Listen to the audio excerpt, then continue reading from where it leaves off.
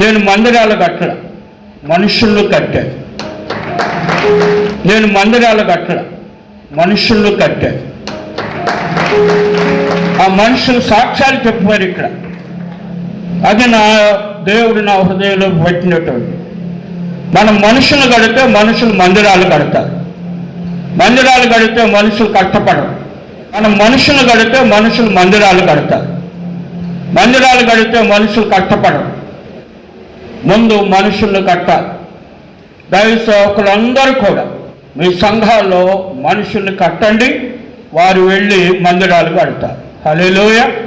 అలాగున దేవుడు మిమ్మందరినీ ఆయన మహిమార్థంగా వాడుకొనాలని ప్రార్థిస్తూ, మీరందరూ నా కొరకు, మంచి ఆరోగ్యం కొరకు, భవిష్యత్ దినాల్లో దేవునికి మహిమార్థంగా ఇంకా వాడబడగలిగినట్లు ప్రార్థించాలని కోరుతూ